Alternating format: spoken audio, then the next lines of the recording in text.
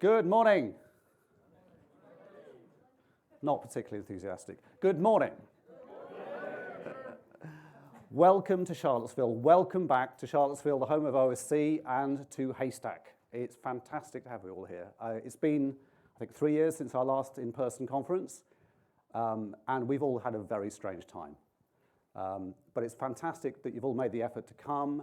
Thank you so much for going through all the COVID nonsense, all the certificates and the testing and the masks, and we really do appreciate it. And it's fantastic to have you back in town, and we're really looking forward to the week.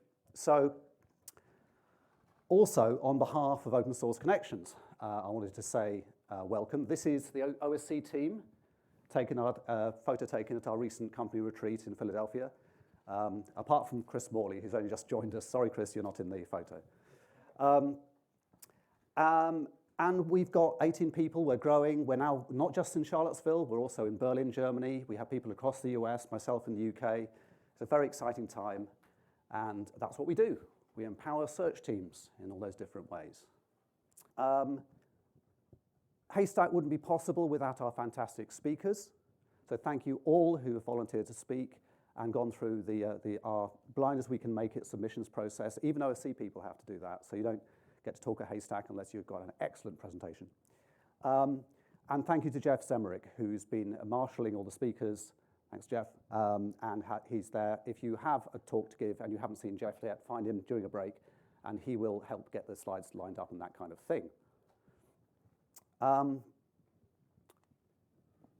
Oh, little freebie. Search Insights. There's a group called the Search Network. Myself and a few other OSC people are part of this. It's a group of independent search professionals across the world, and we produce analysis that we give away for free, Creative Commons licensed, to counter some of the, let me call it, creative analysis that comes from some of the bigger analyst companies about search. We try and tell it how it is. So we've just released our 2022 report, 78-page PDF, and if you jump onto relevance Slack, you can grab that PDF. It's a kind of early preview copy, so please forgive any small spelling errors. We'll fix that when we properly release it, but please do jump in and get that. And now for something completely different, to quote Monty Python. So, some of you know me, Charlie Hull. I've been in the search game about 20 years now. I started at a company called Muscat with Dr. Martin Porter, who wrote the famous Porter Stemmer.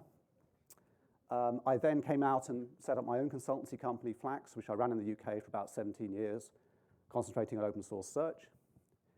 And there's a picture of me. Obviously, you can see I haven't changed a bit since those 20-year-old days. Where are we? Oh, there we go.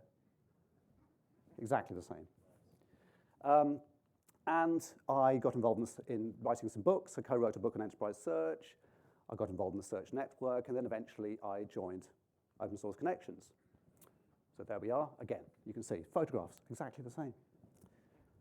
But what most of you probably don't know is I've got another life. For about 30 years, I've been a professional circus performer. So that's myself and my wife on stilts. That's actually us at our wedding, passing juggling clubs, all dressed up.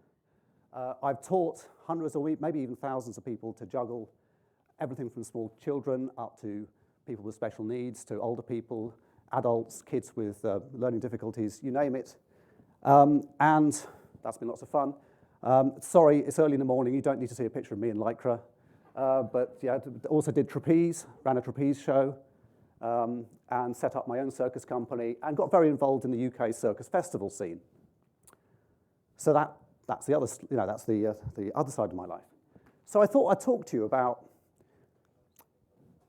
magicians and jugglers. I'm going to talk to you a bit more about juggling, but I'm also going to contrast it with magic, and I hope that the reason for this will become clear. So most of you will have heard of the sawing a woman in half trick.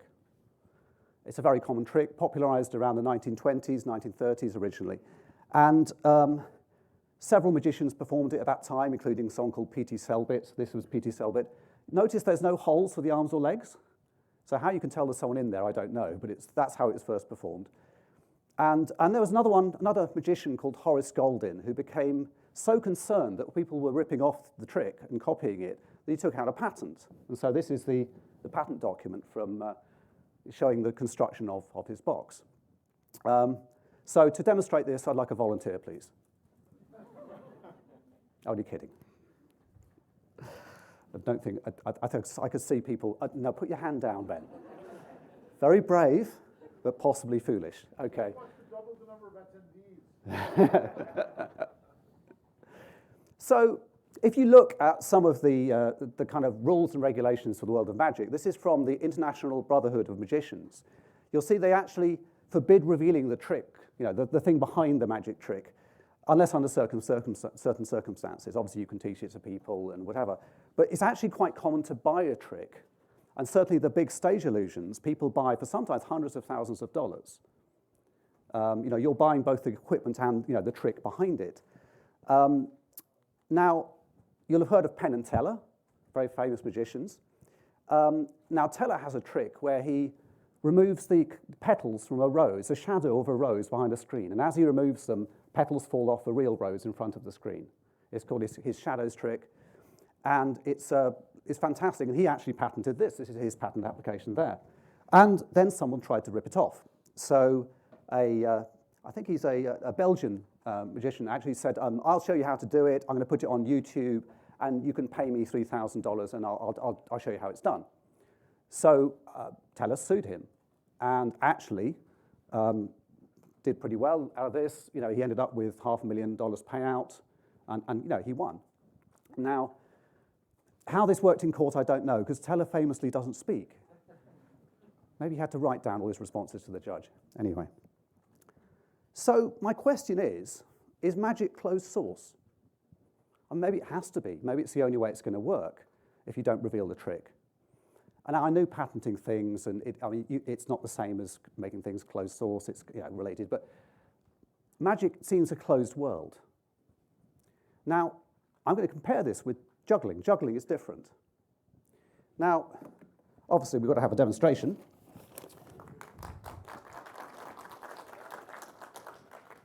Don't clap yet, you haven't seen it. It's very dark in here. So juggling, I can show you how it's done. You simply throw a ball from hand to hand, like so. That's step one. Notice when it gets to the peak of its flight, that little point there, halfway across. Then I take another ball, I put one in each hand. I'm going to throw the first one up when it gets halfway across. I'm going to throw the second one exactly the same way. And they swap places. I'm not throwing them at the same time, so they're not going to collide in the middle, but it's exactly the same throw from both sides. And I practice that both ways round, starting with either hand. If I put two balls in one of my hands, first two throws exactly the same. Up to the middle, when it gets there, throw the next one. But this time, when I get to the second ball halfway, I'll throw the third. 1, 2, 3. And it begins to look like juggling. Now, I've just shown you this openly. There is no trick. If you want to learn to juggle, all you have to do is practice. There's no artifice, there's nothing hidden. That's how it works. You now know the secret. Oh, don't worry about that, I'll tell you later. Doesn't matter if you drop something. But juggling is a pretty open world. I just came back a couple of weeks ago from the British Juggling Convention. This was in Ramsgate in the UK, and it's a way jugglers like to gather together, and what we do at these events is we share. We have workshops where we teach skills. We have people doing performances, people being, again, very open about the skill, showing how things are done, and for the joy of sharing. So you can see various things here where people are practicing certain skills and sharing between them, and including our favorite one of the week, which was axe throwing, which was awesome. My 12-year-old son thought this was amazing. We are going to be building an axe throwing range in the back garden. But this is a non-profit event run by volunteers, for jugglers, by jugglers, and they happen all over the world. In the US, there's the International Juggling Association, runs conventions every year. It's actually been going since 1947.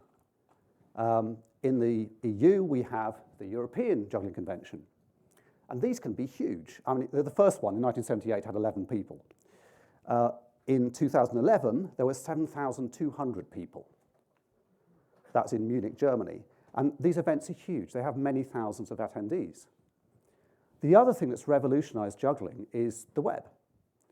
It meant that previously isolated jugglers, people that might be the only juggler in a small village, got to see other people juggling. They got to find out what could be done. They got inspired. They got the methods, this kind of thing. They got to show off. YouTube, all these forums. It was fantastic. And actually, one of the things it's done, which is quite funny, is produce what we call instant jugglers.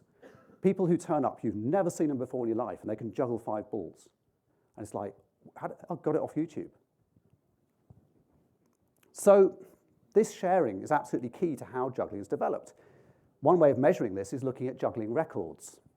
And this is from Wikipedia here. If you look at the top, you can see a young Englishman called Alex Barron who can juggle 14 objects, which is just insane.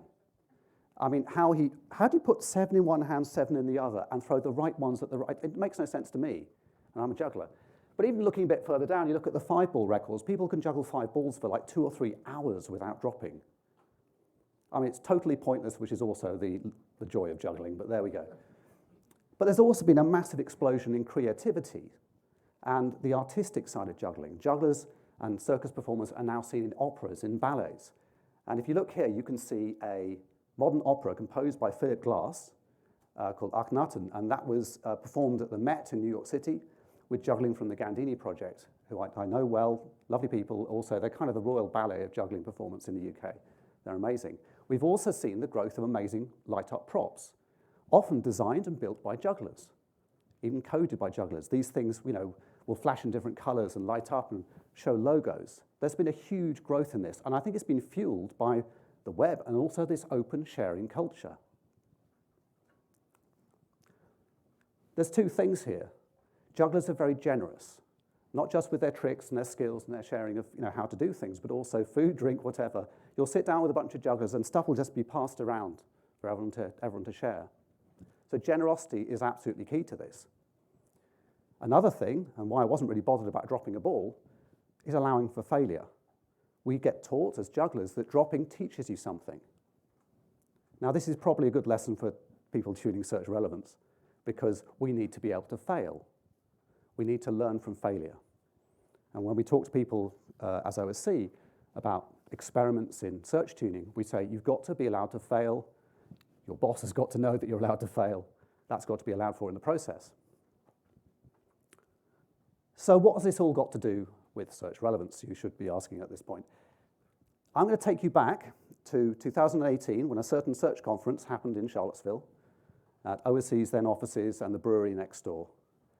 And I've stolen a couple of slides from Doug. I'm very sorry I didn't ask. I'm sure you're fine about it. But we're going to look at a couple of slides here from Doug's keynote presentation. And Doug was talking about how we need to commoditize the methods and tools we use for tuning search. And much like how plungers started as an invention and then became a tool just for plumbers and then became something that anyone could use to plunge their toilet, and then are commonly available. And what we need to do here is kind of break out of those silos of closed technologies and build open, shareable methods and tools. So, how far have we come on the plungers? Well, here's a few examples from the OSC perspective. A lot of other things have happened, but this is what I concentrated on. So back in 2008, we had a tool called Cupid. It was closed source. We had a paid-for software as a service version. It only cost about $20 a month, but it was closed source from OpenSource Connections. So that became something we discussed, and eventually we open sourced it. But there weren't. Now Cupid is part of a whole suite of tools, the Chorus platform, where we have tools for tuning, for measurement, and it's all open source. And there are Elasticsearch and OpenSearch versions on the way of this as well. It started on Solr, and Cupid is now free and open source, and it's still being developed. So have we made any progress on plungers? That's the question for you, Doug. What do you think? I'll just, with a light in my face, well, this will be interesting. Oh. There's 6 pointers up there. Calm down. So, what about community? Now, most of you will be familiar with relevance Slack. And it's got a huge amount of sharing of knowledge going on. Every subject from Solr to Elasticsearch, from search product owners to vector search to jobs in the EU. There's all kind of stuff there, and I'm sure you all know it. we've now got nearly 2,500 people in relevant Slack. I think that's awesome. 2008, maybe a few hundred. I think probably most of the people who came to Haystack signed up for the Slack, but it was a pretty small community. We've also got the Haystack Meetups, which we started actually after Haystack 2020 was cancelled due to COVID, but we had all these talks we could put on. We had our Haystack Live Meetup, and that, again, has got nearly over 1,000 members, which, again, is awesome. You don't need to clap again. It's fine. I'm British. You come to America, everyone claps everything. I said, don't clap. We've had meetups that have, we've had 25 past events. They're all on YouTube. We've had some meetups. The one that was Solar versus Elasticsearch versus Vespa. Well, I say versus, but the people I got to speak were far too nice to each other and didn't argue enough. But anyway, 120 people came to that. So it's been really successful. So what's happening now? Well, now we've got the new magic. And you can probably guess what the new magic of search is. Machine learning, vector databases, neural search, deep learning. These all promise to revolutionize the world of search. But does real magic exist? Is this really magic? Well, let's have a look at what's out there. I mean, if you just have a quick look at all the different offerings around vector search and neural search, there's companies out there, there's open source projects, there's software as a service things, there's things for doing your models and things for doing the whole stack and things that plug into Elasticsearch and Solar. They're all over the place. And I mean, some of these we featured on our meetup. There's hardware accelerated stuff from people like GSI. We've got quite old established search engines which promise to do all the vector and neural search. And of course, in the Lucene world, Elasticsearch and OpenSearch, they're doing things like KNN now, and Solar's not far behind. So, there's lots of choices. Now the question is, if you're looking for a technology, which one do you pick? How do you evaluate it? Who do you trust? And there have been a few suspect claims, frankly, where people have said, hey, our model performs better on MS Marco, la la la la. Here's a thing. And then you look at it and you can't actually reproduce it. And is it just there to maybe, attract a bit of funding? This stuff is hard. It's hard to understand. It's hard to evaluate. And I'm sometimes a little suspicious that there are things there that aren't entirely true. And that monetization of all this stuff is maybe tempting people away from being open. Dimitri Khan said in one of his slide decks that only about 70% of the smaller vector database players are open source. I'm a little worried about that. So what can we do? Well, as we move towards a new frontier in search, what should we do in the search community? Should we be jugglers or magicians? Is vector search going to be locked up in a magic box or openly demonstrated? Everything's going to be patented, or is it going to be a collaborative community? We've got some choices here. And I think we need to learn how to share. Now, at this point, I'd like to welcome John Waddell, the President and COO of OpenSource Connections.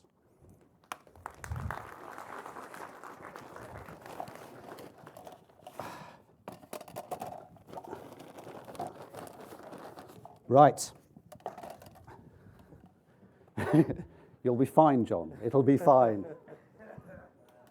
Okay. Straight in 6. Straight in.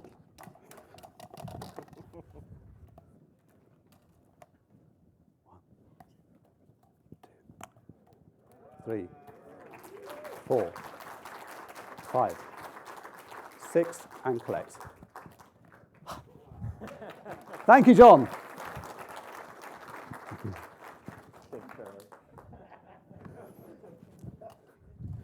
Oh, the things I make my colleagues do.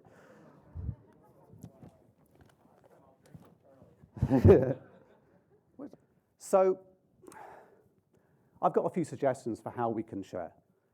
And the first is we have to publish. Your open source code, your methods, not just your results. Make it open, make it reproducible. Don't overcomplicate things. There's a saying in juggling that a simple trick done well is far more impressive than a complicated trick done badly. So let's try and simplify things, make it possible for other people to figure out what we've done, reproduce it, copy it, use it. The second is to show, to blog, to write, to do videos, to talk at meetups, to come to conferences, to give presentations. Show other people how you can solve the problems of search with these new technologies. And the last point is give. Be generous. Be generous with your time, with your advice, and help the community. And I think there's a phrase here that a lot of you will know, which is, a rising tide lifts all boats. By doing this work in an open fashion, you're helping not just your clients, your users, your funders, your colleagues, but everybody else in the search community. The people who will never be able to work with you because they're too far away, or they can't afford it, or you just don't want to work with them, or there's some other reason. You're helping everybody. And of course, don't be afraid to drop, because every mistake teaches. Every mistake teaches you something. And I think that's my closing thought, really, is be more like a juggler than a magician. Now, I must say at this point, I'm a terrible magician. I've got lots of magician friends, so I mustn't be too hard on them. And you don't have to learn to juggle. It's lots of fun if you do, and it's something that's given me a lot of pleasure over the years.